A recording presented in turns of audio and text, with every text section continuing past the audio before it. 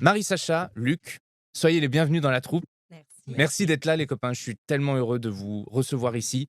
J'ai beaucoup de questions à vous poser parce que vous êtes des profils très, très intéressants et que vous avez eu un projet théâtre donc, qui s'appelle Men te promène donc pas toute nue.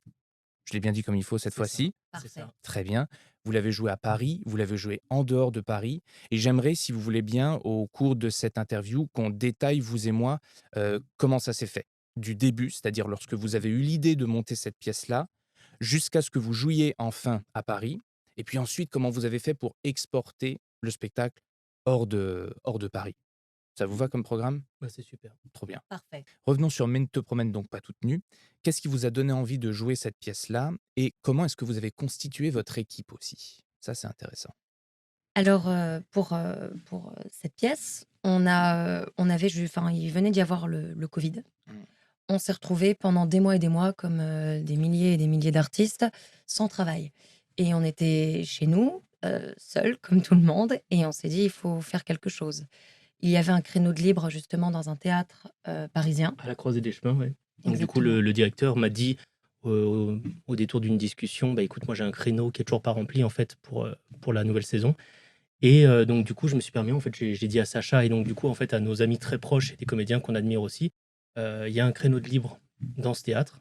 En vrai, je peux le réserver. Je sais pas encore ce qu'on va faire, mais on va trouver quelque chose et du coup, ça va nous donner une deadline et en vrai, à partir de là, on va faire un spectacle». On s'est tous dit: «OK, chaud». On était tous les 4 ensemble et je crois que ça s'est fait presque autour d'un apéro, quoi. On s'est dit: «En fait, vraiment là, en fait, c'est la fin du covid, c'est le moment ou jamais, il faut qu'on se bouge» et ça nous a donné l'élan pour y aller. Très intéressant. Donc ça veut dire en fait que vous ne saviez pas à ce Non, moment-là que vous alliez jouer Men te promène donc pas toute nue au théâtre de la Croisée des Chemins. On vous a non, juste non. dit: «Il y a une place. Est-ce que vous voulez y faire quelque chose?» Vous avez dit: «Oui» Ouais, et là, il Exact. s'est agi de choisir. c'est ça. Parce que D'accord. du coup, on avait déjà joué ce spectacle sur Molière avant, donc le directeur nous faisait plus ou moins confiance. Mmh. Donc je lui ai dit: «En vrai, ce créneau, nous, on veut bien le prendre. Ouais. Je sais pas encore ce qu'on va faire, mais fais-nous confiance, on va trouver quelque chose» et puis, et voilà. Et donc, quel a été le processus décisionnel? Vous vous êtes dit quoi? Je veux jouer un vaudeville, un boulevard, je veux jouer du classique. Vous avez épluché les pièces qui étaient dans votre bibliothèque? Alors ce qui s'est passé, c'est qu'on déjà, je rappelle, il y avait le covid, enfin les gens étaient un peu tristes, un peu moroses, faut le rappeler quand même. Du coup, on était déjà partis, sur, entre guillemets «une comédie», en fait quelque chose de frais qui fasse du bien aux gens et dans cette fameuse école, la Compagnie Maritime, heu, qui est basée à Montpellier, je le dis quand même, je fais de la petite pub. Luc et moi, on avait fait des scènes, de Feydeau. On avait déjà joué ensemble, des passages de cette pièce.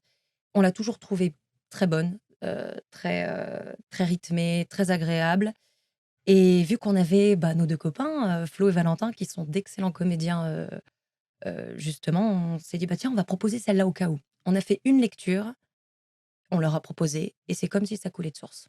Ça a été évident, les 4 rôles étaient remplis, donc vous 2 plus vos 2 amis comédiens, Florian Ouais, et Valentin donc c'est ça. et ça semblait évident. Ça semblait évident. Bah, en fait, c'est ça, comme elle l'a dit, c'est que nous, on avait déjà en fait, on s'est rencontrés, moi et Sacha, dans le théâtre, on s'est rencontrés avec cette scène-là, quoi. C'est-à-dire vraiment, c'est la pièce qui nous a fait jouer ensemble pour la première fois. Là, on est devenus partenaires vraiment de théâtre. Là, on a appris, en fait, qu'on avait vraiment des accointances, en fait, en tant qu'artiste sur le plateau. Donc du coup, pour nous, c'était un plaisir de la jouer et vraiment, je pense que pour toute l'équipe, en fait, à la lecture, ça s'est senti que c'était une évidence. En fait, la pièce était bien, nous, elle nous correspondait, puis c'était un peu le choix du cœur. Donc vraiment, c'est ça s'est fait un peu tout seul, je crois. Vous avez lu cette pièce-là, vous vous êtes dit: «C'est bon, OK, on a le projet, ça nous plaît beaucoup.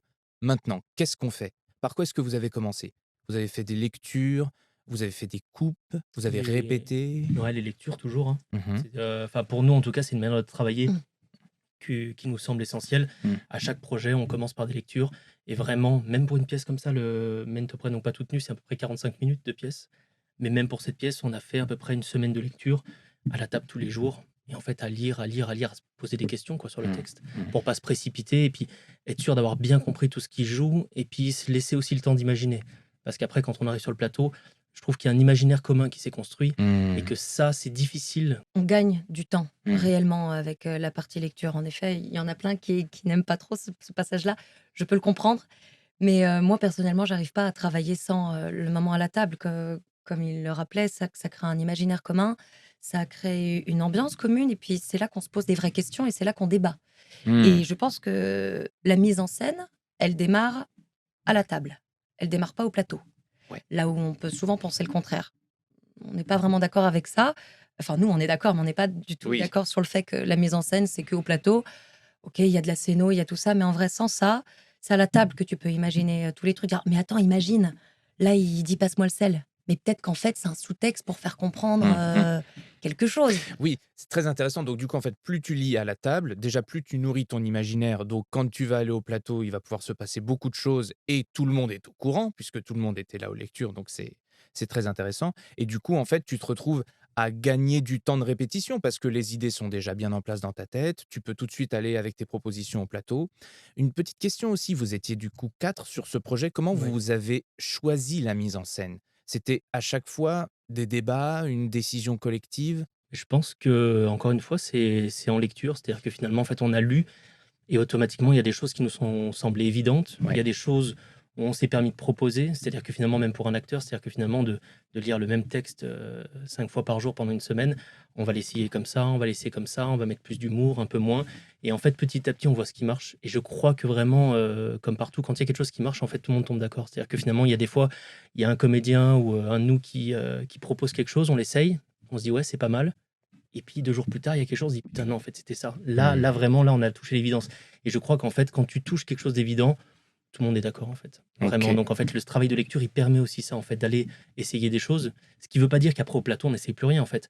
Mais ça permet d'essayer des choses et puis d'ailleurs, je trouve qu'après, il y a une plus grande liberté parce que vu qu'on a essayé pas mal de choses en lecture, on peut réessayer ces choses-là avec plus de corps dans l'espace Mmh. et je trouve qu'il y a moins de timidité parce qu'en fait, du coup, on a Mmh. déjà un petit peu exploré le texte, on est allé voir un peu à gauche, à droite, on l'a tiré Mmh. et je trouve que du coup, sur scène, après, on a bien compris déjà la situation, il y a plus que le corps à faire suivre Ouais. et enfin, en tout cas, moi, je trouve ça très agréable. Bah, oui, puis en lecture, du coup, vous avez fait, je prends une métaphore, vous faites beaucoup de croquis de ce que ça pourrait donner sur scène, pas des Ouais, croquis pour le décor, hein, je veux ouais, dire ouais, bien sûr. des croquis de ce que ça pourrait donner dans le jeu et du coup, une fois que vous êtes enfin au plateau, là, on y va, on a C'est déjà ça. encore en tête les choses dont on s'est parlé, il suffit d'y aller, quoi. Je vais le dire, très imagé, mais il y a plus qu'à se marrer. En fait, c'est le moment, là, c'est la cour de récré. Mmh. On sait ce qu'on a à faire, mais on sait pas comment. Donc c'est là que qu'on est dans le fond du travail, c'est qu'après, bah, tous ces moments de lecture, OK, au début c'est ça, au milieu c'est ça, à la fin c'est ça. Ça n'a aucun sens au début parce qu'on est au plateau, mais on sait où on doit aller. Et là on se marre, là on se marre. Et puis il y a plein de moments aussi où, quand tu posais la question de mettre en scène tous ensemble, quelle est la difficulté, comment ça s'est matché aussi là-dessus, c'est que bah on s'est retrouvés aussi à devoir se dire: «Attendez là les gars, j'ai une idée, bon c'est peut-être too much, hein, c'est peut-être un peu trop». Mais c'est là qu'on se marre, c'est qu'on se dit: «Mais alors moi je vois le truc, alors à la fin je veux qu'il y ait une pirouette, je veux». Tu peux partir tellement en live parce que de toute façon on ne sait pas comment le faire, mais si à la fin tu dis, moi enfin j'invente, hein, mais si lui il me disait: «Bah là je veux qu'après tu fasses la roue», moi je suis pas foutue de faire la roue, c'est pour ça que je dis ça. Mais si c'est la décision, beh, je vais devoir apprendre à la faire et c'est Mmh. tout. Et Mmh. c'est là que j'entends par là on va se marrer. Mais c'est là aussi où il faut qu'on se dise la vérité. Parce que c'est avant tout un travail. Donc c'est pas parce qu'on se marre, si on voit qu'il y a un truc qui va pas, si on voit qu'il y en a un il est à ça d'y arriver, mais il y est pas encore, bah, faut le dire. Mmh. Tu à ça, mais c'est pas encore le truc. Ça passe par beaucoup de communication pour, ben, voilà, essayer de faire en sorte vu que vous construisez en commun, il faut communiquer en permanence Ah et être oui. être Ouais. sincère.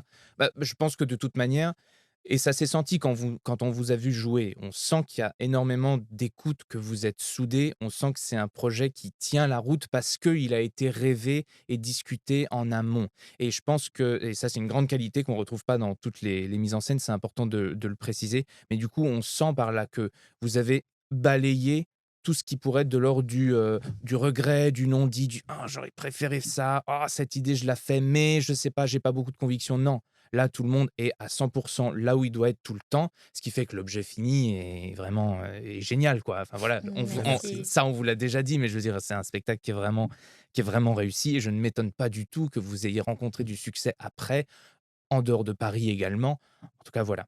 Donc vous avez fait vos lectures, vous avez Oui. rêvé autour du projet, ensuite vous avez dû certainement commencer à répéter. Je crois me souvenir que vous avez fait des résidences en dehors de Paris pour construire le projet, c'est ça? Alors que nous, on a fait avec très peu de moyens. Donc en fait, on avait trouvé un lieu de résidence.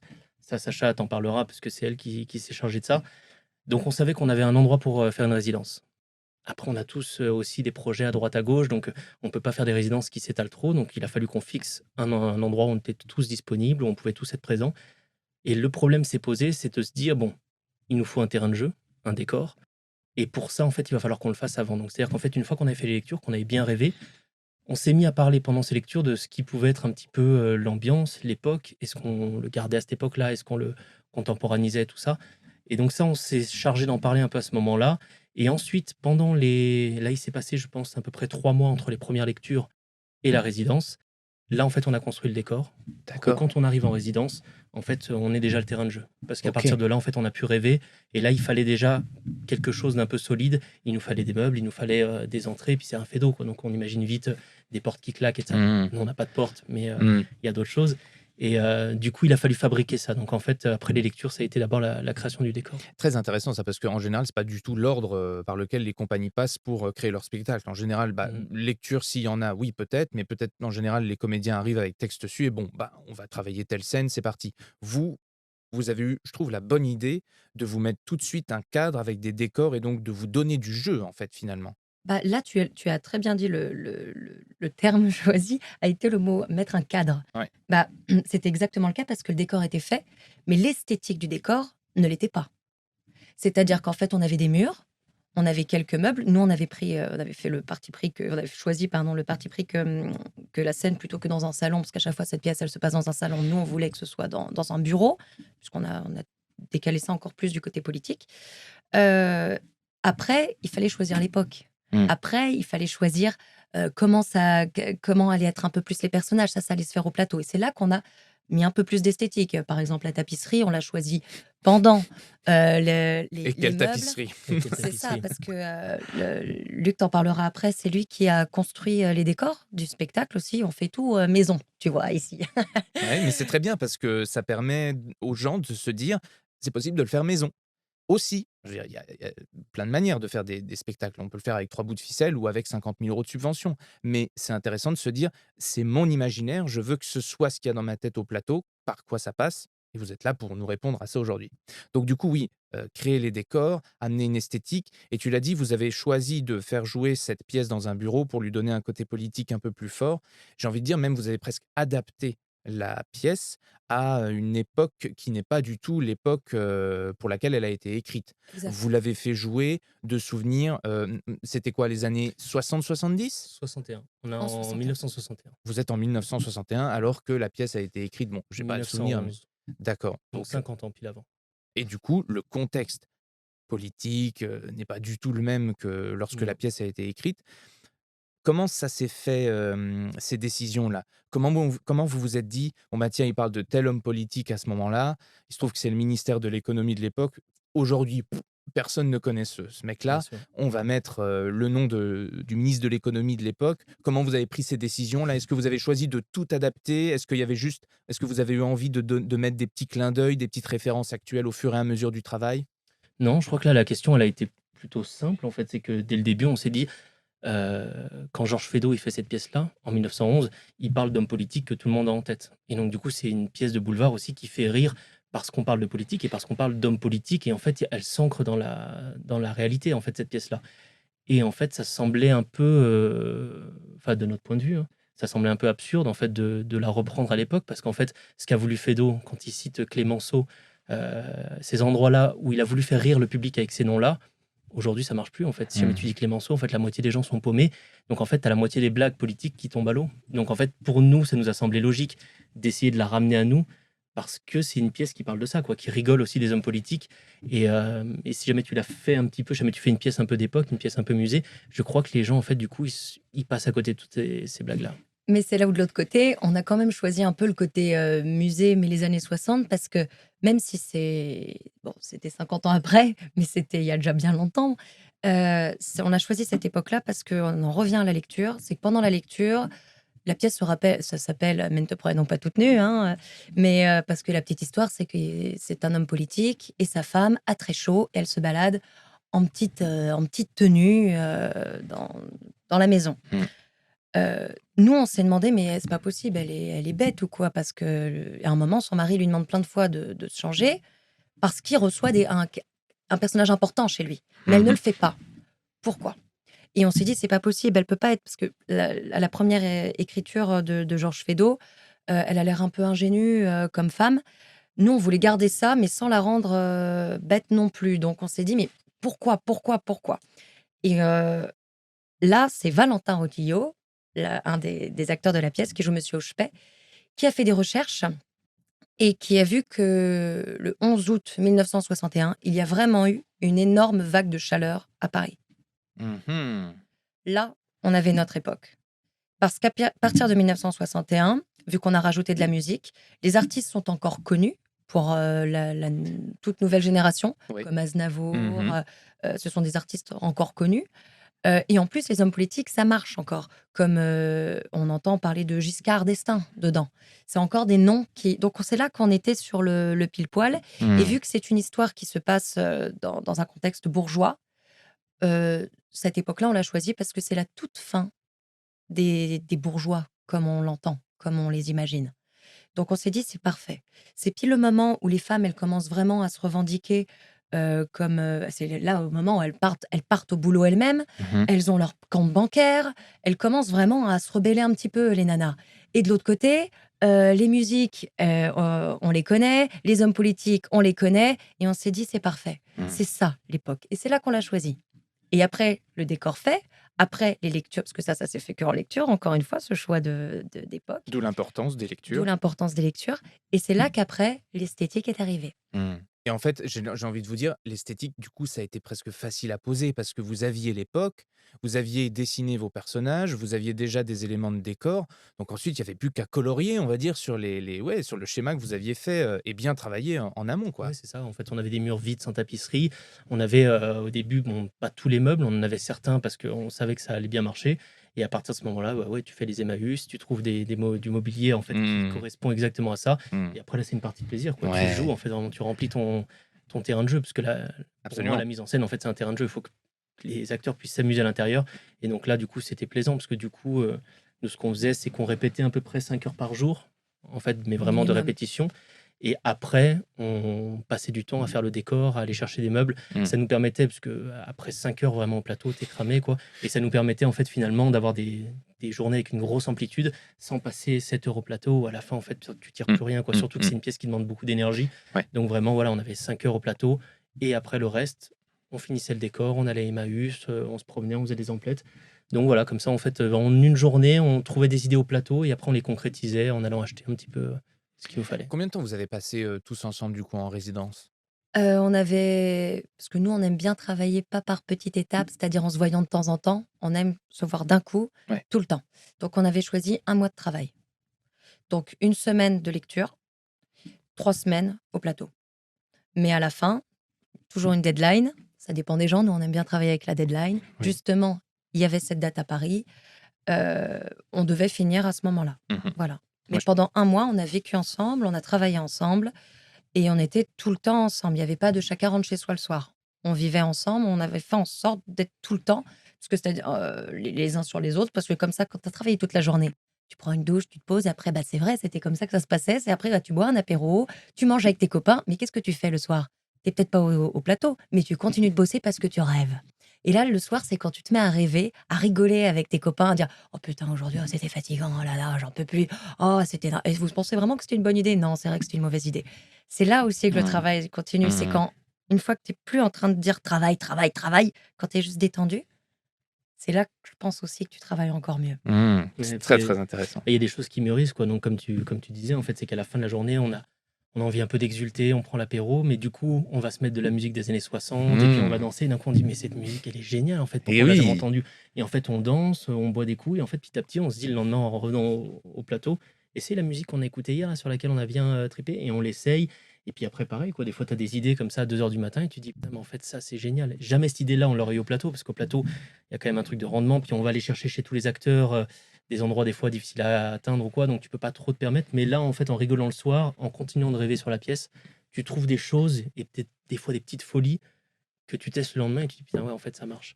Parce que ça, dans tous les projets, ça arrive, c'est que des fois, tu as quand même des petites altercations, des petites frictions au travail. C'est de dire, excuse-moi, tout à l'heure, c'est vrai que je me suis énervé, mais c'est vrai que quand tu me diriges comme ça, j'ai un peu de mal parce que du coup, c'est vrai que je suis en train de chercher un truc. Et ça, c'est des discussions qu'on avait plus le soir et qui nous permettaient aussi de mettre à plat certaines choses qui, des fois, dans le travail au plateau, t'as pas le temps en fait. Mhm. T'as pas le temps parce qu'il y en a un qui est sur scène en costume, l'autre qui est en train de le regarder, on n'est pas dans le même rapport. Et le soir, autour d'un verre, on peut aplanir ces choses-là. Et donc, du Mhm. coup, ça permet aussi de se parler franchement au plateau et de pas avoir peur qu'il y en a un qui rentre chez lui et qui bougonne ça toute la nuit, quoi. Après, Absolument, on va ouais. manger ensemble et on va en Tout discuter. à fait. Mais c'est en ça, c'est ce que je vous disais tout à l'heure par rapport aux non-dits, aux regrets, et cetera. Là, vous aviez l'occasion de nettoyer en permanence tous les freins qui pouvaient y avoir, C'est mais qui ça. sont normaux, hein. Enfin, je veux dire, on sort parfois frustré de sessions de travail. Mais du coup, ça me permet d'enchaîner avec une des questions que j'avais prévues pour vous. Si vous deviez donner un conseil à un groupe de 4 personnes qui allaient bientôt partir en résidence tous ensemble pour travailler, à quoi est-ce qu'ils doivent faire attention? Il faut vraiment, avant de commencer à travailler, mettre toutes les choses un peu déplaisantes sur la table et vraiment en parler. Parce qu'en fait, des fois, on se dit, tiens, on n'a pas vraiment décidé qui était le porteur de projet. Mais c'est pas très grave, on verra, ça va se faire tout seul. Toutes ces questions-là, en fait, il faut les mettre sur la table. La question de la rémunération, la question de l'investissement. Peut-être qu'il y en a qui sont très chauds pour faire le projet, mais qui ont pas ces 3 semaines-là où ça les fait chier parce qu'ils ont besoin aussi de revenir chez eux. Enfin, tout ça, il faut le mettre sur la table très tôt. Et il faut pas avoir peur, je pense, d'être un peu chiant. C'est-à-dire que finalement, oui, des fois, on se dit, tiens, personne n'en parle, je vais pas en parler parce que du coup, voilà. Et je crois qu'en fait, avant le projet, il faut vraiment mettre sur la table tout ce qui peut être un frein ou quelque chose plus tard. Il faut vraiment, en fait, essayer d'être le plus clair et le plus limpide possible parce qu'à peut-être à partir de là, en fait, tu peux composer. Si jamais il y en a un qui dit: «Moi, j'ai besoin de rentrer, 2 jours par semaine parce que, voilà, j'ai pas envie d'être en résidence tout le temps». S'il y en a un qui dit: «Moi, il faut que ce projet me rapporte tant de cachets parce que au vu de l'investissement», il peut y avoir mille et une questions. Mais ça, en fait, si jamais on le sait à l'avance, on peut composer avec, il y a pas de souci. Par contre, si tu dis oui à un projet et que derrière bah, t'as pas osé le dire, donc du coup, tu as des rancœurs un peu qui naissent et donc du coup, après, c'est plus le moment de le dire. Enfin, il y a plein de petites choses comme ça parce que bah, c'est dur de gérer un groupe, en fait. Ouais. Oui, oui, c'est très dur et je suis entièrement d'accord avec toi. D'ailleurs, c'est comme ça qu'on fonctionne, même nous, et c'est vrai vu qu'on a été enfin, on est une petite compagnie, au fur et à mesure, là, on continue de jouer maintenant dans plein d'endroits, on est trop Mmh. contents. Mais c'est vrai que par exemple, cette résidence-là, on a dit dès le début, par contre, bah, après quand on jouera, quand il y a des cachets, vous aurez des cachets. Quand il y aura de l'argent, il y aura de l'argent. Mais là, cette résidence, il y aura rien. Il y a pas puisqu'on n'a pas d'argent pour, rémunérer pour cette résidence. Mais on l'a dit dès le début. Parce que si tu commences à t'en mêler et que tu dis: «Après on verra, après on verra», mais c'est vaut mieux dire la vérité et même si je dis pas par là que, c'est pas forcément mentir, parce que c'est évidemment si on avait des sous, on les aurait donnés. C'est que vaut mieux partir vraiment en disant: «Voilà, cette résidence-là, elle est pas payée, mais après» et là, c'est là où c'est cool. Donc moi, je suis entièrement d'accord avec ce que tu disais, c'est qu'il faut dire, faut vraiment jouer carte sur table. Faut pas avoir peur d'être le chiant, comme tu dis, parce qu'en vrai, c'est généralement ceux qui sauvent la mise, ceux-là. Et c'est ceux qui font les plus pros, en vrai. Tu verras dans n'importe quel projet, quand tu rencontres un gars qui dit: «Au fait, c'est combien le truc là?» En vrai, mais il a trop raison, puisque c'est ce que tout le monde se posait comme question, mais lui, il l'a ouvert. Donc Et oui. généralement, c'est le messie de tout le monde, ce gars-là. Bah, c'est ça, bah, deviens le messie de tout le monde, pose les questions. Ça veut pas dire, être chiant de poser des questions. Et en deuxièmement, moi, je rajouterais, pour bien choisir ton équipe, choisis, certes, il faut choisir des comédiens qui collent avec ton rôle ou pas. Simplement, choisis avant tout, pour faire une résidence, des gens avec lesquels tu te sens bien. Parce que moi, j'en connais, 150, hein, des comédiens, super géniaux. Mais, il y en a peut-être qu'un tiers avec lesquels je me vois passer un mois et encore, sur ce un tiers, il y en a peut-être que 10 et d'ailleurs, c'est les 10 avec lesquels j'ai Mmh. travaillé dans les 2 derniers projets. Mmh. C'est qu'en vrai, c'est au fur et à mesure, tu rencontres des gens autour de toi et tu te parce que si jamais tu es pas à l'aise, c'est là qu'arrivent ces moments où au plateau, tu vas pas oser dire, heu tiens, des trucs tout bêtes, hein. On t'entend pas. C'est basique, au théâtre, on t'entend pas. Plus fort, plus fort. Mais si à un moment, tu dois le dire vraiment de la salle et que tu fais vraiment, plus fort, faut pas que le gars il se sente agressé, tu vois? Si après à chaque fois tu dois t'excuser dès que tu dis quelque chose, si le soir, tu te sens pas à l'aise, si jamais, bah, tiens machin, il va se coucher à telle heure, faut qu'il ait le droit de se coucher à l'heure qu'il veut, faut que tout le monde faut pas qu'il y ait de problème avec ça. Donc des gens avec lesquels tu es à Mmh. l'aise. Pour faire Mmh. une résidence, c'est primordial. Là, bien sûr, on parle d'un cadre où nous, on a fait ça, donc on a monté ça au début sans subvention, sans argent. Après, le cadre est différent. Si jamais tu as des subventions, jamais tu peux payer tout le monde en répétition. Enfin, là, on parle d'un cadre où vraiment le but était de monter un projet avec très peu de moyens. Mmh. Donc, du coup, on a des gens quand même qui viennent bénévolement. Enfin, Mmh. du coup, il faut s'entendre, mais je sais qu'il y a beaucoup de projets comme ça. C'est-à-dire, c'est rare d'être pris dans un projet où toutes les répétitions vont être payées, tout ça. Donc, ce dont tu parles, c'est quand même, ça arrive souvent. Après, bon, il y a des projets où, en effet, quoi, tu as des dizaines de milliers d'euros de subventions, tu peux payer chaque répétition. Et là, le rapport est pas le même, parce que là, du Mmh. coup, tu es vraiment employé, tu es là pour ton travail, et donc du coup, là, ça reste un peu différent, quoi. Mais il n'empêche que vous avez fait le taf concernant la maîtrise de la matière humaine, qui, on le sait, est vraiment une variable, très complexe. Mais vous vous êtes mis dès le départ en sécurité, avec des gens que vous connaissiez. Vous avez tout mis sur la table. Vous avez expliqué, peut-être même quel trait de personnalité vous risquiez d'avoir dans tel ou tel cas de figure. Ce qui fait que comme ça, après, tout le monde est au courant de tout et tout Bien le monde sûr, est préparé et du coup, on navigue, beaucoup plus libre à c'est ça. l'intérieur de la résidence, Puis quoi. après, nous, comme on évolue aussi dans un certain type de théâtre, c'est que nous, en fait, bah, d'ailleurs, comme le nom de cette émission, c'est que nous, en fait, on marche en troupe. C'est-à-dire que le premier spectacle, comme le deuxième, c'est des troupes. C'est qu'on n'engage pas un acteur qu'on ne connaît pas et qu'on va utiliser pour un spectacle. Et en fait, vraiment, on essaie de nourrir une énergie bien particulière qui est celle de la troupe de théâtre, qu'on retrouve pas partout, pas dans tous les projets, mais qui nous tient à cœur parce que moi, j'ai la conviction que ça se sent sur un plateau. C'est-à-dire que, en fait, quand tu sens des gens qui sont bien ensemble, qui Mmh. s'amusent ensemble et qui est une espèce de connivence. Pour moi, de voir ces gens-là s'amuser sur le plateau, déjà, c'est génial. Et d'ailleurs, on avait vu des amateurs faire un spectacle, mais vraiment, en fait, des gens à la campagne qui ont fait un petit groupe de théâtre amateur, qui n'ont pas de formation théâtrale.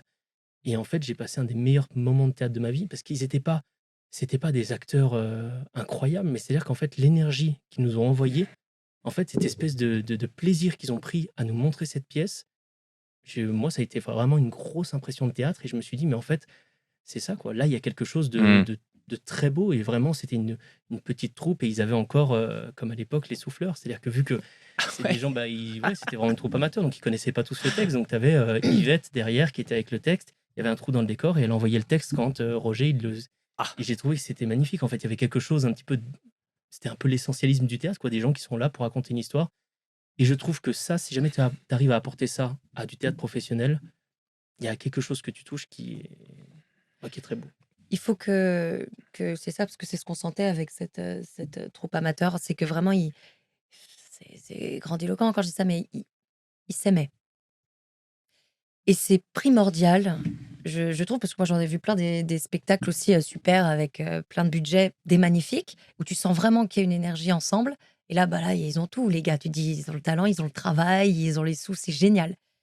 Et de l'autre côté, il y en a certains où je me dis: «Mais c'est marrant, j'ai l'impression que, bah, parfois c'est une énergie, hein, de toute façon, hein, Oui. le théâtre, c'est des énergies». Les gens, il y a ce sixième sens Mmh. qui s'appelle l'écoute, que quand on est comédien, on doit avoir.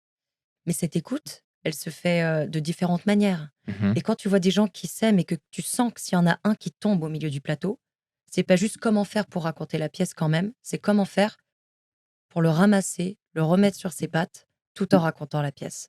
Pas que comment moi je fais pour sauver les murs, c'est comment je fais pour sauver mon pote aussi.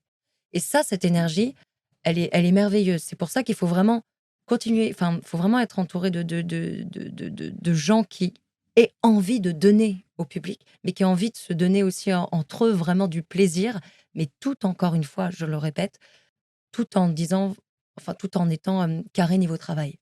On s'aime, on s'entend, on se soutient, on joue ensemble, on va raconter une histoire ensemble, mais on la raconte avant tout pour le public. Je crois que c'est la première chose que je vous ai dit en sortant du théâtre, c'est on sent que vous êtes ensemble et il y a pas un seul des 4 qui est sur scène en essayant de défendre son petit bout de viande Ouais, comme on voit tellement de fois. Et là, on sent que vous étiez vraiment un organe commun qui jouait, comment dire? Qui jouait pour le spectacle, ça va de soi, mais je veux dire, oui, qui était là pour le spectacle et Merci. uniquement pour le spectacle. Est-ce que vous pouvez nous expliquer comment vous êtes entré pour la première fois en contact avec le théâtre de la Croisée des Chemins? Comment vous avez fait pour y jouer une pièce là-bas? Comment ça se passe quand on veut faire jouer sa pièce dans un théâtre parisien? Alors, pour notre précédente pièce, on avait déjà joué dans ce théâtre. Justement, tu en parlais tout à l'heure, Luc, c'est La Croisée des Chemins, dans la salle dans le 19e, à Belleville. Et ce qui s'est passé, c'est qu'à ce moment-là, on venait d'arriver à Paris pour notre précédente pièce, encore une fois. Et on a cherché tout simplement, hein, pour être sincère, des théâtres qui étaient dans nos moyens. Parce qu'il faut savoir que à Paris, notamment, il y a plein de petits théâtres privés. Ça veut dire, bah, qu'il y a, quelqu'un, une nana, un gars qui a son théâtre, mais ce gars-là, il a aussi plein de charges à payer, notamment les lumières, parce que si tu as 6 spectacles par jour, tu as toujours les projos qui font ça. Il faut qu'il ait le droit d'avoir une billetterie, ce gars-là, il faut qu'il paye le loyer de sa salle. Les régisseurs. Les Mhm. régisseurs, il faut qu'ils payent tout le monde. Donc, les théâtres demandent généralement un minimum garanti. Ce théâtre-là demandait un minimum garanti qui était dans nos cordes pour un premier spectacle. Le théâtre, quand il y a un minimum garanti, ça veut dire qu'en fait, ils vont te dire, bah, par exemple, nous, par soir, c'est 150 € dans les caisses du théâtre minimum. Donc, si jamais il n'y a personne qui se présente, si jamais on n'a pas d'argent à prendre, Mhm. du coup, on leur doit 150 €. On D'accord. fera les comptes à la fin. Mhm. Mais donc, du coup, voilà. Donc, en fait, quand elle dit un théâtre à nos moyens, c'est qu'il faut toujours compter sur cette éventualité. Il y a quand même très peu de chances, mais nous, on n'était pas à Paris, que peut-être il n'y a personne. Et si Mhm. jamais tu as 16 représentations avec personne dans la salle, tu fais 16 fois 150, Mhm. je sais pas combien ça fait. Mais du coup, il faut partir avec ce truc-là. C'est que dans le pire des cas, combien on devra au théâtre si jamais ça ne marche pas. Et D'accord. donc là, je crois que c'était ça d'ailleurs. C'était 150 par soir de minimum garanti. C'était ça, c'était 150 par soir dans une salle de 50 places. Et Mhm. après les 150, on fait 50-50. Ce qui veut D'accord. dire qu'à peu près sur une place de 50 places, nous, on savait dans notre tête qu'à partir de la 13e personne qui est rentrée dans la salle, Très bien. on faisait 50-50 avec le gars. Mhm. C'est-à-dire que vous aviez rempli la jauge minimum pour pouvoir payer le théâtre et Voilà. que tout l'excédent qu'il allait avoir là-dessus, c'est ce que vous alliez partager entre vous Ouais. et le théâtre. Alors après, là, ça dépend aussi. Là, c'était un peu particulier parce que les premiers 150 € étaient pour lui. Oui, Les 150 € d'après sont pour nous. Et d'accord. après, c'est 50-50. Très bien. Bon, Petite, c'est une voilà. Ah oui, il a particularité. raison, j'avais oublié. C'est une particularité du contrat. Voilà. Mais ça, c'est des clauses que vous voyez en amont avec le théâtre avant Voilà. de commencer à jouer. Et qui sont négociables. Parce que Mhm. même, par exemple, quand on va aller jouer à Avignon, il y a pareil, en fait, il faut payer le théâtre et ça. Mhm. Tout ça, ça se négocie aussi. C'est-à-dire que finalement, un théâtre qui a une programmation incomplète et qui voit le temps défiler, il peut aussi accepter des fois de vous prendre avec des meilleures conditions et tout ça. Donc après, c'est à voir avec eux. Puis des fois aussi, tu as des théâtres qui tombent, qui ont un coup de cœur pour un spectacle et qui vont accepter pour ce spectacle-là de prendre plus de risques. Mhm. Tout ça, ça se négocie. Ce à quoi il faut vraiment faire attention avec ce fameux minimum garanti, c'est comme quand toi, tu as ton appart, tu vois, tu as ton loyer à payer, mais il faut que tu comptes aussi qu'avec ton salaire, tu dois payer les charges, tu dois payer ton électricité, tu dois aussi ton abonnement téléphonique et ton internet. Oh putain, le pass Navigo. C'est ça qui entre en jeu. Et du coup, quand tu payes ce minimum garanti, par exemple, nous, c'était le cas, tu dis 150, ça va, au bout de 12 personnes. Sauf que le, le, le cas est que tu es à Paris, il n'y a que ça, des théâtres. Il Mhm. y en a plein, plein, plein. Il y en a plein d'autres qui ont des projets et ils se disent il va marcher le spectacle. Et il peut être génial le spectacle. Mais quand bien même, ça peut faire rentrer personne dans ton théâtre. Pourquoi? Parce qu'il faut qu'on entende parler de toi. Et on dit il y a que les réseaux, mais non, non, il y a pas que les réseaux parce que la petite mamie, elle a pas forcément Insta chez elle. Donc, va falloir des affiches, va falloir des fly, va falloir du coup que tu te bouges, que tu en mettes partout des affiches, que tu te bouges, que tu mettes partout des fly. Va falloir que vraiment que tu fasses ta com. Et ça rend en compte aussi dans ton budget Bien pour sûr. jouer à Paris notamment, parce que tu as ce minimum garanti, mais à la fin, si tu gagnes rien, tu as joué pendant 2 mois, nous on a joué pendant 2 mois, si tu peux pas payer tes acteurs, c'est un peu dommage. Ou bien en tout cas, si tu peux te rembourser, tout Bien sûr. s'explique en tout Oui. cas. C'est juste que ça faut se souvenir de ça. Mhm. C'est pour ça que parfois certains disent, j'ai des salles, d'où nous, le fait qu'on ait pris une salle de 50 places. Par chance, on avait rempli, on était très contents, hein. Mais par contre, il y avait d'autres. Après, on s'est dit, mais non, mais pourquoi pas aller dans une salle de 100 places alors? Mhm. 150 places. Mhm. C'est quoi le minimum garanti? 350. Allez, ça va. Mais on sait pas. Mhm. On Ouais. sait pas en fait. Mhm. Parce que ça reste 350 en Ouais. fait cette fois-ci. Ouais. Donc, va falloir qu'il y ait au moins presque le double de personnes à chaque fois par soir minimum en fait. Mais minimum, on va jouer autant de temps. Mais attends, comment faire? Parce que nous, si on a rempli avec 50, peut-être qu'on va pas remplir en fait pour 150 et peut-être qu'au final, on va s'endetter. C'est le cas pour Avignon d'ailleurs. Beaucoup de Oui, compagnies s'endettent absolument. énormément pour Mais ça même à parce que Paris, hein, Ouais, il y bien a sûr. énormément bien sûr. de. Et c'est pour ça que là, pour revenir à ta question, c'est que finalement, pour trouver un théâtre pour jouer à Paris, la première question déjà, c'est de voir quel théâtre est dans tes moyens, là où tu Ouais. prends plus ou moins de risques. Mhm. Et ensuite, c'est comme tout, c'est comme pour les mairies, c'est comme partout, c'est qu'il faut faire le fameux dossier artistique de ton spectacle que tu envoies, qu'on avait envoyé du coup à la Croisée des Chemins. Du coup, généralement, tu envoies un dossier et Mhm. ensuite, ils vont te demander de venir faire un essai. Donc, Mhm. généralement, en fait, la compagnie débarque au théâtre. Ça dépend, les théâtres ne fonctionnent pas tous comme ça. Débarque au théâtre et en fait, du coup, tu fais un petit peu des bouts de scène devant le directeur pour qu'il voit si jamais ça l'intéresse. Ou alors, tu envoies une captation, des choses comme ça. Et c'est comme ça que vous avez créé du lien avec eux. Et Ouais. qu'ensuite, quand il s'est agi de diffuser Mais ne te promène donc pas toute nue, ça semblait évident, peut-être que vous alliez repasser par là. Peut-être que ça pourrait intéresser les personnes qui cherchent à démarrer avec leur compagnie. Heu, Avant tout, il faut quand même un peu de moyens.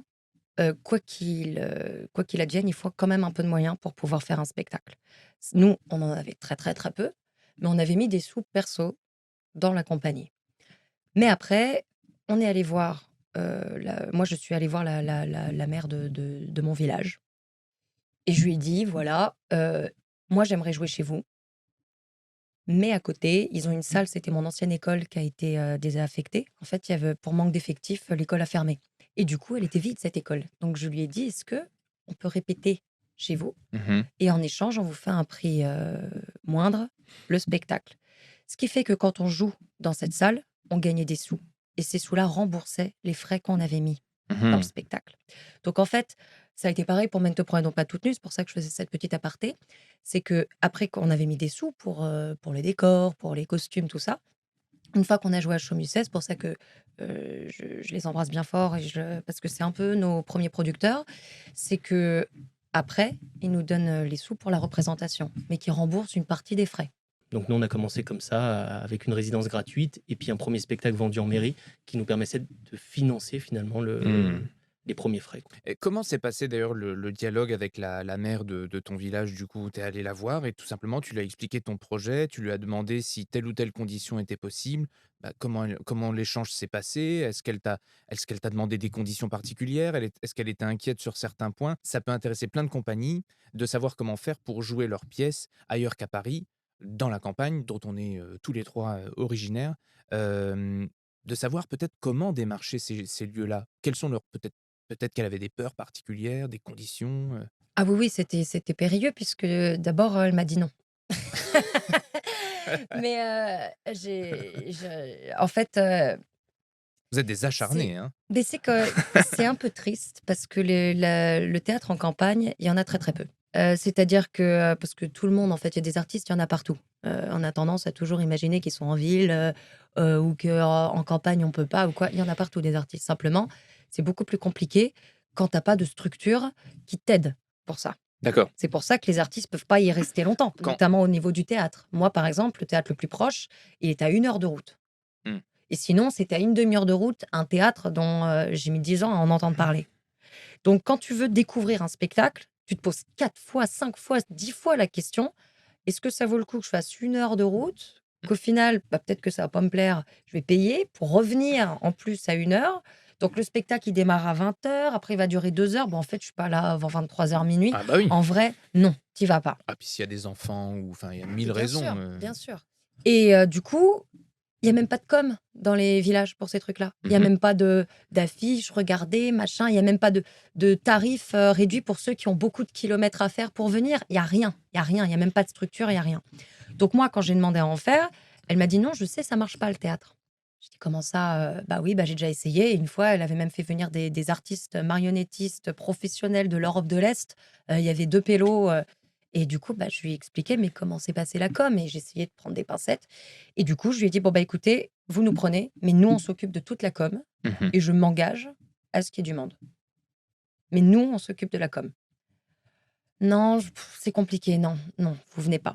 Et là, du coup, j'ai dit: «Bah, alors comment je fais, en fait?» Parce que tout le monde dans un village peut faire ce qu'il veut. Enfin, il y a des lotos, les chasseurs, ils ont le droit à leur, la salle des fêtes, enfin, tout le monde a le droit. Pourquoi les artistes, on peut pas? Enfin, moi, je suis de ce village, c'est pas normal. Donc comment faisons-nous?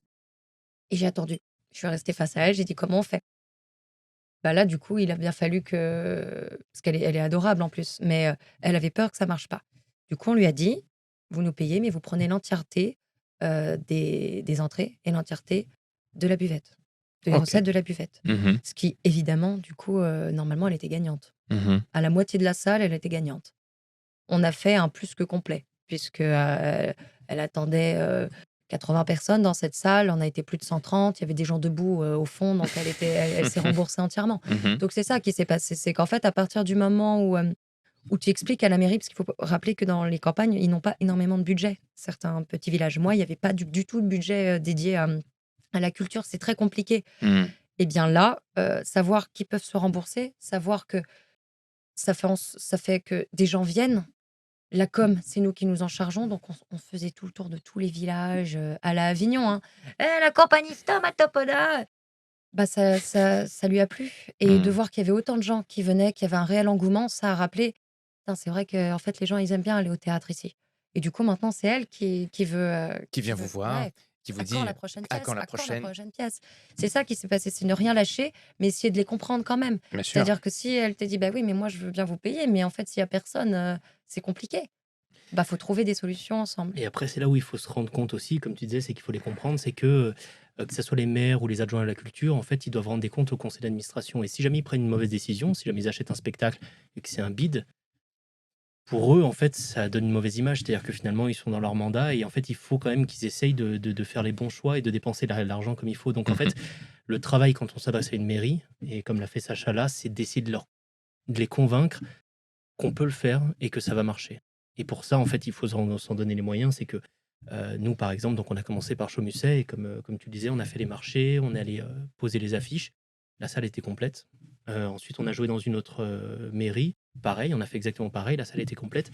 Et nous, on s'est toujours battu en fait pour ça. Et ce qui fait que maintenant, en fait, on sait que avec ce spectacle-là, toutes les dates qu'on a vendues en dehors de Paris, on a toujours fait complet. C'est compliqué, en fait, c'est une compétence. On parlait des compétences relationnelles qu'il faut avoir pour gérer un groupe. Et là, c'est encore une des compétences que Ouais, demande le métier de comédien, c'est bien qu'il faut sûr. aussi savoir vendre.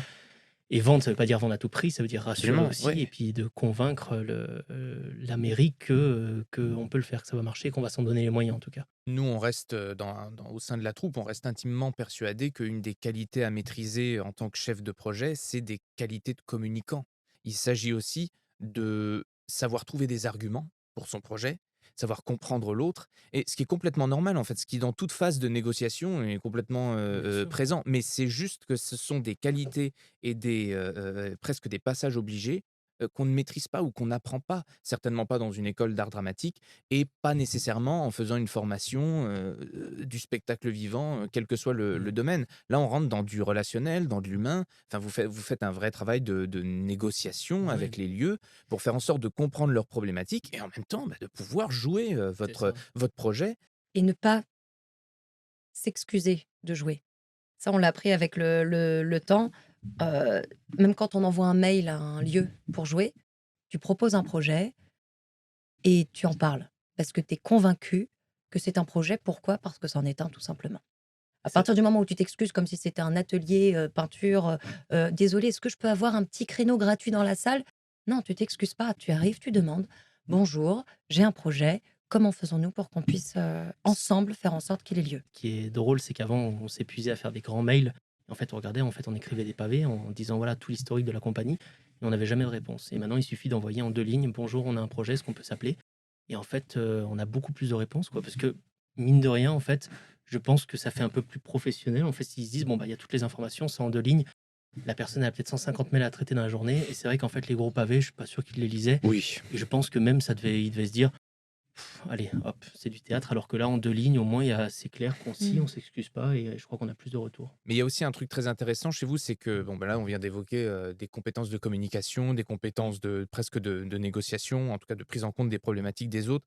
Mais chez vous, il y a eu aussi cet effet un peu boule de neige qui est que, vous avez réussi à faire jouer une première fois avec un bon succès à Chaumoussé et ensuite c'est cette date-là, avec le fait que ça a été complet, qui vous a permis ensuite de convaincre plus facilement d'autres lieux pour pouvoir, Mmh. continuer à le diffuser. Bah, nous, ce qui a été, enfin, là où ça a été assez bien, ça s'est fait tout seul, c'est qu'en fait, on a joué, à Chaumusset. À Chaumusset, quelqu'un nous a vus, il en Mmh. a parlé à une mairie d'à côté Mmh. et en fait, le lendemain, on était en train de démonter le décor, j'ai reçu un appel de la mairie d'à côté qui nous a dit: «On est intéressé, venez jouer». Finalement, on a fait cette date-là. Cette date-là, quelqu'un était intéressé, il nous a proposé une autre date et en fait, après, bah, comme tu le disais, c'est l'effet boule de neige, quoi. C'est que finalement, quand tu fais du bon travail, bah, les gens le voient et après, ça peut aller très vite. Et puis après surtout, bah, enfin, si je peux me permettre en plus, c'est que il y avait la en campagne, il y avait eu justement le bouche à oreille, mais on avait fait le choix de jouer à Paris, notamment parce que c'est très, parisien, j'allais dire. C'est très dans les non, c'est très dans les grandes villes, en fait, ce truc de billet réduc, laissez un commentaire, n'hésitez pas à noter, n'hésitez pas et grâce à tout ça, on avait du coup fait un espèce de book de ces commentaires-là Mmh. pour après les proposer dans d'autres lieux. Mmh. Parce que quand tu vas jouer notamment, bah, à Chaumusset, tu peux pas leur dire, «Laissez un commentaire sur billet réduc», c'est donc une fois qu'on avait ces commentaires grâce à Paris, qu'on a commencé justement à avoir ce bouche à oreille un peu partout. Heu, Après ça file puisque le complet attire le complet, hein, ça, tout le monde le sait. Mais en plus de ça, on a commencé du coup à faire encore plus de com, parce qu'on pouvait avoir encore plus de photos, Mmh. parce Bah qu'on oui, pouvait vous faire aviez des captas dans des grandes salles. Et Mmh maintenant, on joue dans des grands théâtres municipaux, dont même le théâtre de Hague, qui est du théâtre c'est des grosses salles subventionnées, hein. Donc on est parti d'une petite salle des fêtes sur du théâtre de tréteaux, hein, parce que c'était le cas, on était sur des tréteaux, hein, quand on jouait, à maintenant des gros théâtres, mais juste parce que bah aussi ça on n'a pas assez mentionné depuis tout à l'heure, mais il faut pas lâcher quoi. Avec le FEDO, à un moment, pendant presque un an, on n'avait pas de date. Et finalement, cette année, on a fait que ça Et ouais. et on a eu Ouais, bah beaucoup ouais. de dates. Et ça, je crois Mmh. que ça, c'est une qualité, en gérant des projets, mais comme sur le plateau en tant que comédien, je sais qu'on avait un prof à l'école qui nous avait dit ça.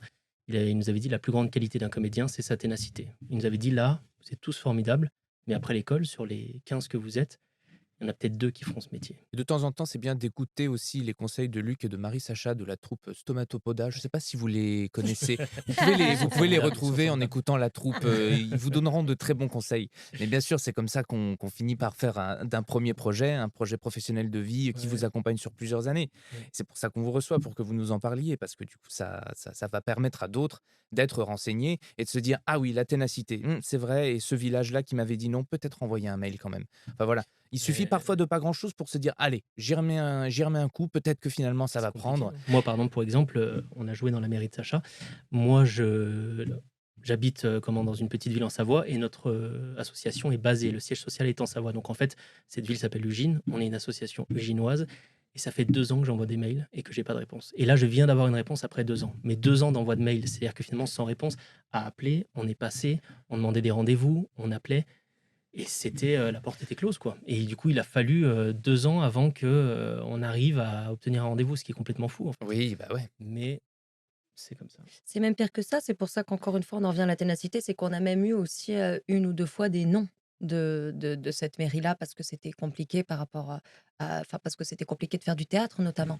Mais, au même titre qu'Achomusset, bah, Luc il s'est battu: «Oui, mais pourquoi c'est compliqué d'en faire, en fait?» Et ainsi de Mmh. suite et ainsi de suite. Donc faut de la ténacité, il faut vraiment être encore une fois à l'écoute d'autrui pour savoir pourquoi c'est un problème. Ouais, Mmh. déconstruire les peurs et faire enfin les freins, hein, ça c'est presque des concepts marketing, mais je veux dire, effectivement, si tu arrives à persuader l'autre en le rassurant sur certains points, parce que voilà, ils ne connaissent pas nécessairement, comment ça s'organise, le spectacle et cetera. Ils savent pas et effectivement, ils ont des comptes à rendre en plus. Bien sûr. Ils ont à gérer un budget de la bonne manière parce que si Bah, oui, le oui. budget est mal géré, il ne sera pas reconduit l'année prochaine et donc ça fait moins de moyens pour la ville, moins de moyens pour la culture, dans C'est dans ça. le village, dans la communauté de communes peut-être. Ah oui, il y a des enjeux, il y a des conséquences et donc vous le faites très bien, vous essayez de mesurer, comment je peux rassurer sur tel ou tel point, c'est Bien comme ça sûr. que ça doit se faire. Puis, Faisons une parenthèse, si vous le voulez bien, sur le style de jeu du vaudeville justement. ouais. Qu'est-ce que ça vous a demandé en tant que comédien, ce style de jeu-là, auquel peut-être vous ne vous attendiez pas? Parce qu'on parle d'énergie, il y a beaucoup Mmh. de rythme, il faut tendre l'arc du début à la fin sur ce genre de jeu. Je dirais que ça demande un investissement, en énergie qui est ce qui veut pas dire être tout le temps, en fait, dans la démesure, mais j'ai l'impression qu'il faut quand même qu'il y ait quelque chose de très tendu, en fait. Parce que Feydeau, il a cette, magie-là de mettre en scène des personnages qui sont un peu irréconciliables. C'est-à-dire que dès le début, on sait qu'ils s'entendront jamais et il y a une espèce de tension qui monte et qui va monter presque jusqu'à la folie et en fait, il faut le faire monter ce truc-là. En tout cas, dans «Mène te prénom pas toute nue», c'est qu'en fait, on part d'une situation de base, quoi. Juste, elle est en robe de chambre devant son fils et il dit: «Mais mets-toi pas toute nue devant Auguste, ça se fait pas». Surtout que maintenant il commence à être âgé, donc voilà. Simple situation et en fait ça peut arriver à tout le monde et de là, comment on va Mmh. tirer jusqu'à la folie quoi? Comment, et c'est ça qui est beau dans Feydeau et pour ça, j'ai l'impression qu'il faut avoir quand même des un style de jeu. Il faut ils aient du caractère ces personnages et ça demande quelque chose un peu, Bah, non? c'est exactement ça parce qu'un bon vaudeville, moi je te dis, je te le résume, c'est Oscar avec De Funès, quoi. C'est une bonne histoire, c'est tiré de la bonne façon. C'est-à-dire que ça part qu'en crescendo. Mmh. Tu jamais une scène qui redescend. Mmh. C'est-à-dire que même si ça peut gueuler, tout à coup ça se repose, ça redescend pas dans la tension, comme il dit. Mmh. C'est que ça peut descendre en ça arrête de gueuler, mais comme il l'a si bien rappelé, c'est tiré. Il y a quand même une tension qui existe et le rythme est primordial. Mais parce que moi j'en ai vu plein, des Feydeau par exemple, j'adore, Georges Feydeau, mais j'en ai vu peu qui ont accepté le rythme qui est déjà installé par Georges Feydeau. Quand il écrit, ce rythme, il est déjà dedans. Ouais. Il faut faire confiance à cette écriture et accepter que parfois une vanne, vraiment à une seconde près, la vanne, elle marche pas. Mmh. À une seconde trop tôt, une seconde trop tard, c'est raté. Bien souvent, d'ailleurs. Et c'est vrai que si tu prends pas en compte le rythme, je pense que le vaudeville en fait, à partir du moment où tu joues la blague aussi, c'est raté. Ah oui, oui, Ouais, oui, bien sûr. Ça, c'est fascinant, on c'est peut en ça. parler, des plombes. Et du coup, c'est Mais ça, tu oui, as ce truc-là où il y a le rythme des vannes, ouais. il faut que les vannes soient bien placées, et Mmh. il y a le rythme de la pièce, donc cette tension qui va créer tout le comique de situation, il faut que cette situation, elle se tende. Et donc du coup, voilà, et après tu as le comique de geste où là, par exemple, ça va être un geste, mais pareil, c'est rythmique, c'est que il faut que ça soit investi, il faut que ça soit incarné, mais c'est rythmique et ça après on le sent, et il y a le rythme aussi qui nous gouverne tous et qui fait qu'on va tous raconter cette histoire. Et après la comédie, c'est comme le drame, quoi. C'est que finalement un drame ou une tragédie, tu sens qu'en fait on s'enfonce de plus en plus et que ça devient de plus en plus poignant. La comédie, c'est pareil dans l'autre sens, quoi. Il faut sentir que de plus en plus ça monte et qu'il y a quelque chose qui devient tordant, quoi. Qui d'une situation simple, en tout cas dans Feydeau, dans ce vaudeville-là, de cette situation-là, comment on le tend et comment ça va devenir absolument truculent, en fait, de voir ça, quoi. Mmh. Un musicien, il a beau connaître 1000 fois sa partition, il va toujours la répéter. Et bah, c'est la même chose. Nous, en tout cas, pour les moments de rythme, à chaque fois alors la pièce, je sais pas, on l'a jouée plein de fois, on la connaît par cœur. Mais à chaque fois qu'on se voit, il y a des moments importants de rythme où on répète. Par exemple, à un moment, nous 2 on parle et puis il y a un des comédiens qui passe dans le couloir. Il faut répéter ce moment-là. Mmh. Parce que parfois, une seconde près, de nouveau, quand il passe, c'est trop tard Mmh. ou c'est trop tôt, alors qu'on ne parle pas à ce moment-là. Mais c'est ça le rythme. Et c'est qu'en fait, à chaque fois, il faut le répéter. Mmh. Ça se travaille, parce qu'au bout d'un moment, on va le digérer. Mais après, au bout d'un moment, bah, on aura digéré, il sera plus là. Donc, il faut Ouais. Oui, recommencer. oui. Mmh, mmh mh. Et c'est là où c'est bah, comme un musicien. Mmh. Ça se travaille, ça se travaille, ça se travaille. Et d'autant plus chez Georges Feydeau, parce que je sais plus, pendant son éloge funèbre, je sais plus qui c'est qui avait dit ça. C'était Sacha Guitry. Sacha Guitry qui disait que Georges Feydeau, c'est un horloger du rire. C'est-à-dire que c'est un mathématicien. Il sait exactement quand le public va rire et presque combien de temps. Et en fait, on le voit, nous, des fois en répétition, tu disais, c'est pas si drôle, mais en fait, quand le rire des gens vient donner du rythme, tu vois que c'est écrit en pensant à ces rires-là. Et il y a Mmh. quelque chose, en fait, qui est très mathématique. Ce qui veut pas dire que c'est l'unique clé pour jouer du Feydeau. Si jamais tu t'en tiens qu'à ça, bon, ça va pas être. Il y a tout ce qu'il y a derrière. Mais des fois, c'est bluffant. On le voit sur scène. Des fois, en fait, comme elle le dit, des fois, il y a une dispute, le majordome passe derrière, et des fois, une demi-seconde d'écart, on sent que, Pétard mouillé. ouais, c'est ça, quoi. Soit ça éclate de rire, Mmh. soit tu sens que c'est passé à ça, comme Chaplin, c'est comme tout ça, quoi. C'est que finalement, ce qui nous fait rire, c'est juste le tempo des regards, comme Mr Bean, tout ça, quoi. Oui, c'est ça, mais c'est parce que c'est très bien d'ailleurs que tu parles de Mr Bean et de Chaplin. C'est que tu vois que ça te fait vraiment rire, mais tout est minutieusement travaillé. Et Mmh. c'est vrai que bah, c'est pour ça que je te disais, j'aime beaucoup Feydeau, mais j'en ai vu des tas que je n'ai pas aimé, en tout cas, parce que parfois, bah, justement, on joue la blague ou bien on sent que ça passe, c'est drôle. Je pense que c'est ton ennemi de se dire ça, tu vois. À partir du moment où ça passe, c'est que toi, tu acceptes de travailler avec quelque chose qui passe. Par contre, à partir du moment où Mmh. tu te dis: «Ça marche», Mmh. si ça marche pas, c'est-à-dire qu'il faut le travailler. Mm. Ouais, ouais. Un ébéniste, il te filera jamais une chaise sur laquelle: «Ça va, on peut s'asseoir, elle pète pas». Non, il Oui, il va faire en sorte que la chaise, elle soit élégante, On va mettre ça dans la stylée, ouais. brochure. Voilà. Elle ça pète va, pas. ça pète pas. Bon. C'est un super Ouais. argumentaire de vente. Commandément 25. Non, mais si tu voyais, on répète, il y a des moments, on se marrait, mais parfois, au point, on dise: «Oui, bon, bah, là, ça va». Mais vraiment, des moments, mais rien qu'une blague ou un moment pareil, le majordome, il pose un plateau, mais juste rien que le niveau auquel il pose le plateau, mais on le répète à chaque fois et on fait: Mm. «Non, c'est pas comme ça, tu faisais plus comme ça, tu faisais». Tout Mmh. est minutieusement travaillé Ouais. et pour que, voilà, après on se dise: «Ah, c'est dommage, j'étais à ça de l'avoir» ou après chaque C'est représentation, mais vrai. en vrai, tout est travaillé. Et on a cette chance et cette malchance avec la comédie qu'en fait, ça se sent, comme je disais, directement sur le public. C'est-à-dire qu'en fait, on sait exactement à la fin de la représentation qu'est-ce qui était bien, Mmh. qu'est-ce qui était. Et ça se sent. Et en fait, du coup, tu vois que quelque chose de bien travaillé, en vrai, les rires, enfin, tu le vois directement, en fait. C'est-à-dire que finalement, tu passes de presque pas de rire à un petit ricanement. Et si jamais, en fait, ça a été fait pile dans le bon tempo, la salle s'esclaffe. Et en fait, Bah, voilà, c'est quoi, tu ça. retournes la salle sur. C'est du travail. Parlons peut-être pour conclure de, comment vous vous êtes mis à jouer en dehors de Paris. Je voudrais en fait qu'on donne des clés à ceux qui nous écoutent sur la communication, sur comment vous êtes entrés en contact avec les lieux dans lesquels vous avez joué. Qu'est-ce qui a fait que ça a été possible? Enfin, si vous avez repéré, tu vois, des schémas, Mm. des modes de communication, est-ce que c'est plutôt le téléphone, le mail? Mais voilà, hein, allons même sur des choses très, très concrètes. Quel mode de communication aura été le plus efficace? Le but, en fait, c'est d'avoir déjà les gens au téléphone ou en rendez-vous. Parce qu'en fait, le truc, Ouais. c'est que le mail, c'est comment? C'est un «appât» entre guillemets. C'est que finalement, en fait, on envoie un mail avec la bande annonce, la personne, elle voit, si ça l'intéresse, elle nous rappelle et si elle nous rappelle, c'est que déjà, il y a quelque chose qui peut être fait et Mmh. après l'important, c'est d'avoir cette personne-là au téléphone ou la Mmh. rencontrer Mmh mh, mmh. et après, comme tu disais, quoi, de voir comment ça marche chez eux, parce que souvent, ils connaissent bien leur population, leur lieu, tout ça. Après, des fois, c'est bien, et ça, c'est vraiment, ça, c'est la formule magique, c'est d'être mis en contact par quelqu'un qui connaît quelqu'un. C'est-à-dire Mmh. que finalement, si on a la chance d'avoir dans une mairie quelqu'un dont la belle-sœur est copine avec l'adjointe à la culture, c'est toujours bien parce qu'il y a une attention plus particulière qui va être portée à ton dossier. Et en fait, c'est ça des fois qui fait la différence, hein. C'est vrai qu'il y a quand même beaucoup de...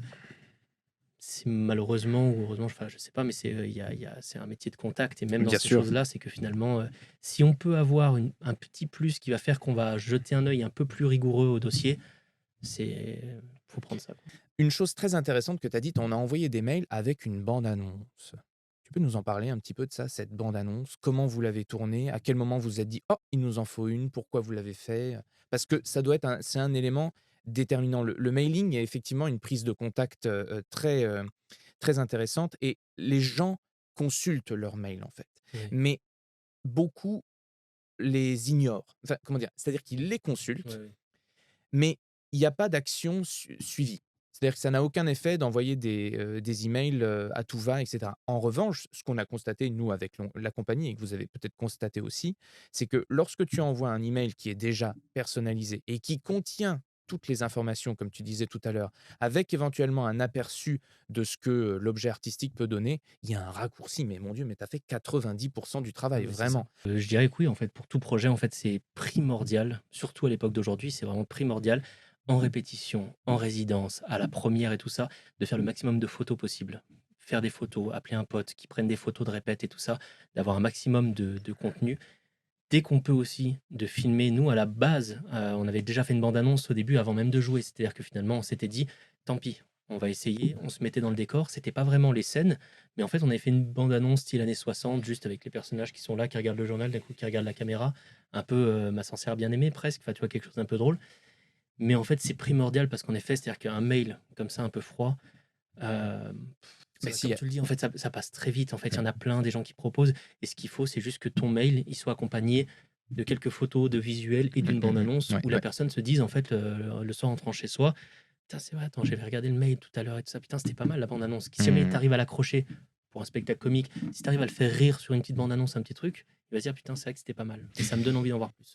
Moi, je pense que c'est des gens qui ont peu de temps, en fait, enfin qui ont les mêmes 24 heures que tout le monde, mais ce que je veux dire par là, c'est qu'ils ont peu de temps à accorder à des nouveaux projets ou alors mais même dans le cadre d'un diffuseur, quoi. C'est très difficile de sortir du lot, donc en fait, il faut leur prémâcher au maximum le travail Ouais. et faciliter leur imaginaire, en fait. Tu dirais du coup qu'une fois que vous avez eu créé cette bande annonce-là, Nous, la bande annonce, elle a tout changé, en fait, quand on a fait vraiment la vraie bande annonce, quoi. C'est-à-dire qu'à notre première représentation ou deuxième, je sais plus, on a fait une captation avec nos moyens, mais on a créé une bande-annonce et c'est vrai qu'en fait, on a senti que ça a tout changé. C'est-à-dire qu'avant, on galérait un petit peu et à partir de là, bah, on s'est mis à jouer dans des grosses salles. On a été en contact avec le Lucernaire pour faire une exploitation là-bas. Et en fait, juste la bande-annonce, ça nous a ouvert des portes, mais en fait, on pensait pas. Mais juste de faire voir ton spectacle, et puis l'avantage du teaser de la bande-annonce, c'est que tu te permets de mettre les meilleurs moments. Il faut que ça soit très catchy, quoi. Il faut un mmh, truc où finalement, tu regardes ça, tu dis putain, ça a l'air génial. et bien Tu sûr. montres un peu la mise en scène, tu montres les acteurs, le jeu, et hop, en 30 secondes, une minute, c'est plié. Et ça, pour le coup, ça change tout. Ça n'est pas parce que tu communiques de manière efficace en comprenant les codes de notre société actuelle que tu es moins un artiste. Je vous dis ça parce que je vous raconte, très brièvement. La dernière fois, Pôle emploi spectacle fait un atelier très intéressant et gratuit sur l'identité de marque. Donc c'est-à-dire qu'ils prennent des concepts comme, Starbucks, on va dire, ou Nike et ils expliquent en quoi leur mode de communication et d'affichage même, c'est-à-dire la charte graphique, la Mais bien typographie et sûr. cetera, en quoi est-ce que la maîtrise de ces outils-là fait qu'ils vendent plus facilement leurs produits.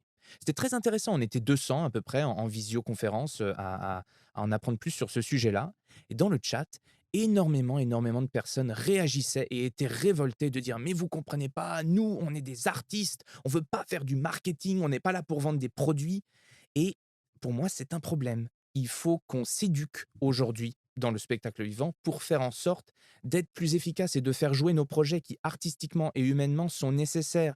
Mais à cause des murs et des freins qu'il y a, voilà, qui sont là, eh bien tous ces beaux projets ne voient pas le jour et tous ces publics ne rencontrent pas, l'objet qui va leur faire passer une bonne soirée Bien ou sûr. qui va créer une vocation. Mais je pense que ceux qui se rendent pas compte de l'importance de la communication, enfin, c'est c'est pas parce que tu es un artiste qu'il faut pas communiquer. La meilleure preuve, c'est ce que tu disais sur, la mairie, c'est que la mairie de Sacha voulait pas venir nous faire jouer parce que le théâtre, ça marchait pas et Mmh. quand Sacha lui a demandé: «Mais comment vous communiquez sur, les 2 marionnettistes qui étaient venus?»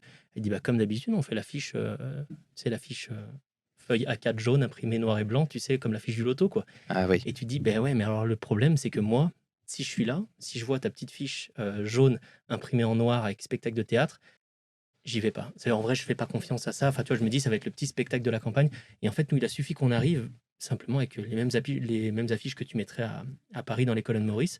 On affichait ça et derrière, sur une mairie de 130 habitants, il y avait 130 personnes au spectacle, tu vois? Et c'est juste ça, c'est que, comme tu le disais, tu peux avoir le meilleur spectacle du monde, si tu donnes pas envie d'aller le regarder, malheureusement, oui, en fait, les gens viendront pas, quoi et c'est une réalité, c'est que c'est très important, quoi et le si jamais tu veux faire vivre un spectacle et d'autant plus si jamais tu as un message très important, très profond et qui te tient à cœur, si tu veux que les gens aient envie de le voir, il faut leur donner aussi envie de le voir parce que c'est pas le tout d'avoir des bonnes intentions. Il y a plein de gens qui font des spectacles avec les meilleures intentions du monde, mais des spectacles que tu irais pas forcément voir et il faut donner envie d'y aller, quoi. Il faut aussi prendre en compte que de l'autre côté, face à toi, quand tu envoies des mails, je pense là au théâtre, tu as quelqu'un qui s'occupe justement de qu'est-ce qui va venir dans mon théâtre, la programmation, tout ça.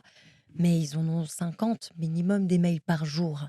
Et toi, tu penses que parce qu'ils t'ont pas répondu, c'est qu'ils ne veulent pas de toi.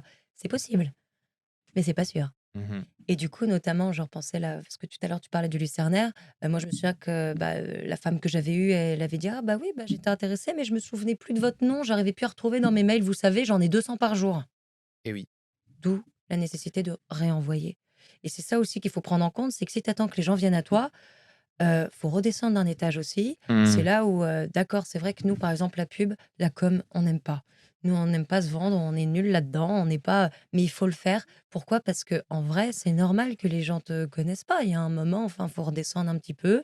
Donc tu réenvoies, tu réenvoies, tu réenvoies et tu essaies à peu près, dès qu'on te répond pas, en vrai, pas tout de suite parce qu'il faut pas non plus la harceler, mais reviens souvent pour montrer que tu existes et puis rappeler à ces gens-là qui ont 50 personnes par jour que c'est normal, Oui, et puis il y a un truc très intéressant aussi. Si tu reviens 50 fois, au cours de 2 ans sur un lieu, c'est peut-être parce que tu as vraiment envie de jouer dans ce Mmh. lieu-là, parce que tu le connais, que tu as de l'affect pour lui, que tu as vu d'autres pièces et que tu sais que tu lui corresponds. Il y a peut-être aussi une raison derrière tout ça et ton insistance, en fait, n'est pas, que le résultat d'une frustration que tu as, mais peut-être justement d'un intérêt complètement naturel et la dernière fois, j'écrivais un article pour LinkedIn à propos des cibles et de la problématique d'envoyer des mails à tout va, non personnalisés et cetera, mais réduis ton nombre de cibles et fais en sorte que ton projet corresponde exactement au lieu où tu vas vouloir le diffuser. Je peux t'assurer que déjà là, il y a des chances de match qui sont, incroyables, en Ouais, fait. Donc avec cette pièce, «Mais ne te promène donc pas toute nue», vous avez fait mmh, aussi une tournée en France. Donc vous venez ouais. de me le dire, vous avez joué à Limoges, dans la Sarthe,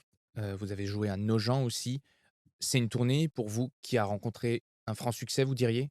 Ça a bien on fonctionné? n'a fait que des complètes, dans des salles de Oui. 250 places. Donc On a même, par exemple, pour ce qui est de Nogent, on devait faire une seule date. Elle a été complète très tôt. Ils nous ont rappelé pour nous racheter une date et voilà, ils ont voulu négocier le prix. Malheureusement, on n'a pas pu, donc on leur a dit non et finalement, ils ont fini par accepter quand même notre prix parce qu'en fait, ils voyaient qu'ils avaient une liste d'attente qui se faisait et qu'en fait, et la deuxième était complète, quoi. C'est ce qu'on disait, quoi. C'est aussi de la communication. Je pense que c'est l'affiche, c'est tout ça. À quelle étape du travail vous vous êtes dit: «Il nous faut une affiche, mais une bonne affiche»? alors, ça a été un heureux hasard et maintenant on va garder cette direction-là. À la toute base, pour l'affiche, on était en train de voir on était parti sur une espèce de publicité des années 60. On Mmh. s'était dit: «Ça peut marcher» puisqu'il y avait beaucoup de publicités de lingerie faites avec des dessins et trouvant les publicités magnifiques et en plus de l'époque, on était parti sur ça comme thème d'affiche et justement en prenant des photos, en répétant pour le spectacle, le dernier jour, vraiment avant qu'on joue, on prend des photos pour le dossier artistique et on se dit: «Allez, une tous ensemble». Et on était en costume, on était dans le décor, on est tous ensemble et en fait, on s'est dit: «Mais c'est parfait» parce qu'en fait, rien qu'avec cette affiche, les gens certes, ils ont le titre, mais ils voient qu'on est 4 comédiens, ils voient qu'on a des costumes, on voit directement l'époque, On voit qu'il y a un peu de travail Mmh. derrière, parce que souvent, ce qui fait peur dans les affiches, en tout cas pour ma part, c'est que tout le monde a l'habitude de mettre un petit dessin, mais tu sais pas. En fait, tu sais pas, est-ce que, ça va être un truc où ils vont être parce que c'est possible, ça peut être un spectacle où tout le monde est en jogging noir, il y a rien sur scène, plateau nu. Est-ce qu'au contraire, ça va être, un canapé, une table, est-ce que tu sais pas. Là, tu sais tout et d'où le fait que pour nous, ça semble une évidence que ça a marché. Certes, parce que encore une fois, le complet attire le complet, qu'en plus on a de très bons échos, ça on est content, mais au tout début, c'est l'affiche, on en est convaincu. Et Tout la le Mmh. monde sait bande-annonce. et la bande annonce Parce évidemment, que ouais. c'est vrai que moi, ça m'arrive aussi quand tu as le choix, par exemple, tu veux faire une soirée théâtre, tu as le choix entre plusieurs spectacles. Des fois, tu vas voir, il y a des spectacles qui ont une bande-annonce et il y en a qui en ont pas. Et c'est vrai que du coup, automatiquement, tu as envie d'aller voir. Et c'est vrai que du coup, tu as déjà un indice de ce que tu vas aller voir et ça rassure aussi. Donc ça, c'est vrai qu'on peut attirer les gens grâce à l'affiche. On confirme leur intérêt grâce à la bande-annonce. Mais c'est que l'affiche, comme tu dis, en fait, moi, je pense que ça marche. Moi, en tout cas, c'est ce qui m'attire. C'est qu'une affiche où en fait, on voit les comédiens. Donc tu vois qui va jouer quel rôle. Mmh. Tu vois, tu as déjà un indice sur ce qui va se passer.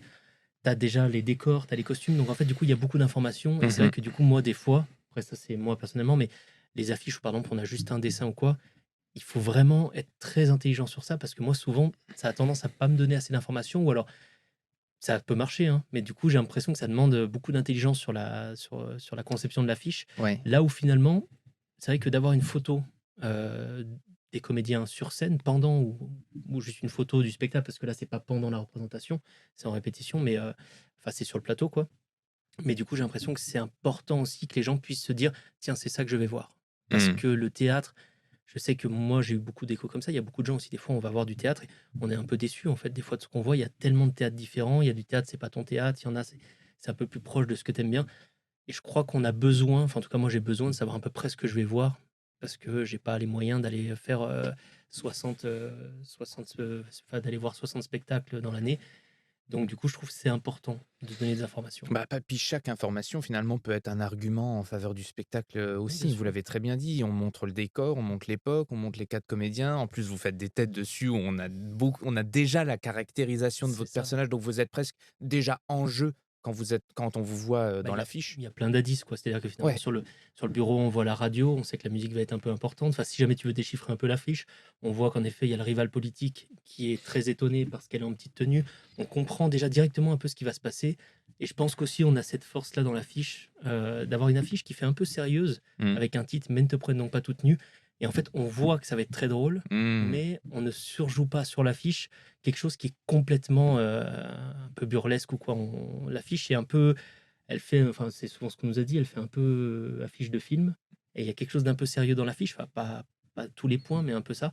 Mais le titre fait comprendre directement là où ça va aller, quoi. C'est incroyable comme on parle depuis tout à l'heure énormément de formes, c'est-à-dire la bande-annonce, l'affiche, comment on communique, et cetera, et quasiment pas du fond, en fait. C'est-à-dire que le fond, on en a parlé en début d'épisode, vous et moi, sur comment vous avez conceptualisé la pièce, comment vous l'avez adaptée, et cetera. Mais en fait, le public, lui, le fond, bah, il le connaît pas. S'il connaît pas la pièce, il ne sait pas quelle va être l'intrigue, il ne sait pas, quels sont, enfin, il ne sait même peut-être pas que c'est du vaudeville, il ne sait pas qu'il y a du rythme, d'accord, il va savoir que c'est une comédie avec vos têtes sur cette Bien sûr. superbe affiche, mais il connaît pas le fond et en fait, c'est vraiment beaucoup la forme, l'image et la communication que vous allez mettre dedans qui vont faire que le public a envie de venir vous voir.